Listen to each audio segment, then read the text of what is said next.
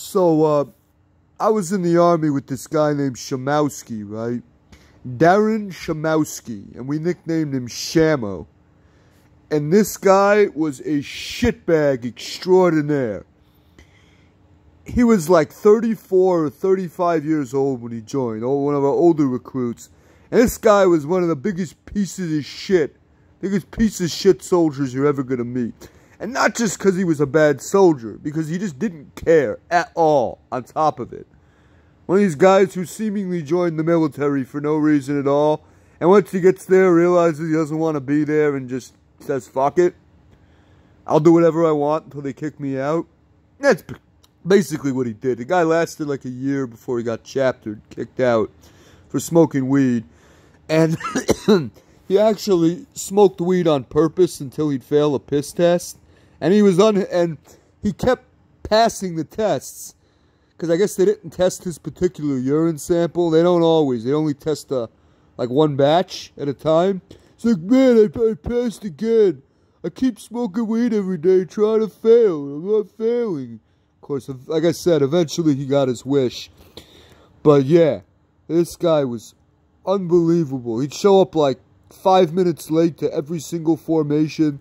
And the NCOs would be yelling at him to hurry up. Shammo, you're late! Hurry the fuck up! Run!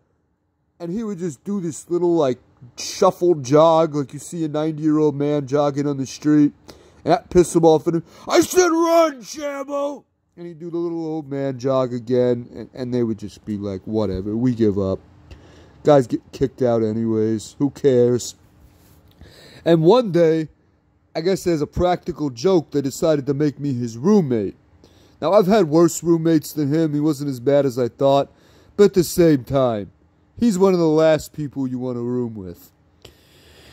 And case in point, even though this weirdo took like 3 or 4 showers every day, he was super clean with personal hygiene.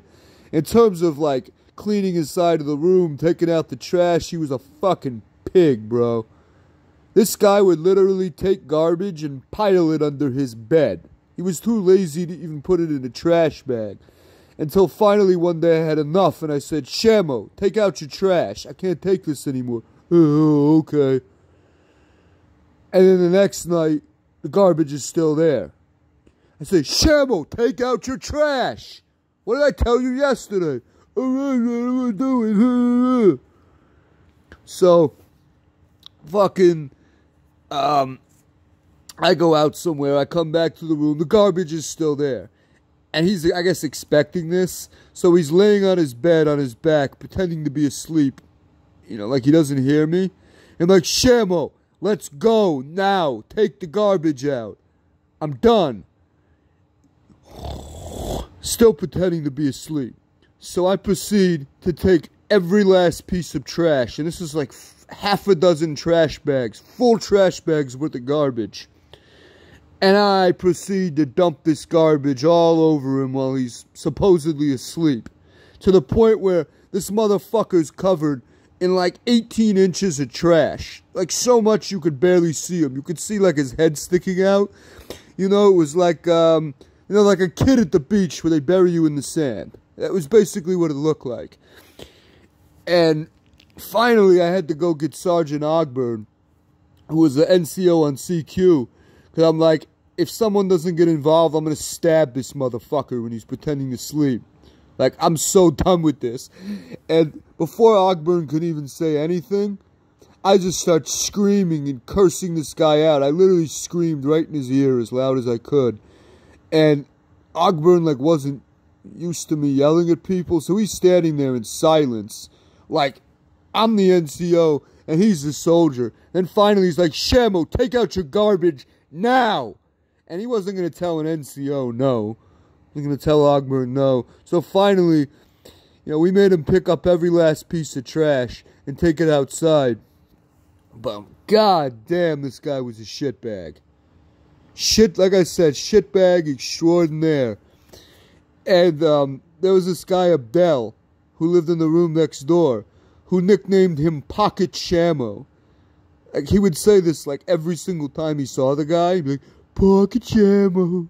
Look at Pocket Shammo, bro. because like he was trying to imply that Shammo was like a little bitch, and you could put Shammo in your pocket, but Shammo was like this autistic retard, and he didn't really understand, the concept of a joke or whatever, or a metaphor. And after like the 10,000th time we said this to him, I'm like, "What's up, Pocket Shammo?" He goes, "I'm not fucking Pocket Shammo.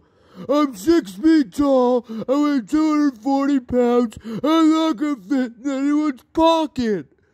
Like, you're so stupid. Like, yeah, like we think you can literally fit in our pocket, you fat fuck. Try fitting through a doorway first. And, oh my god, this guy. Oh, I got a good one.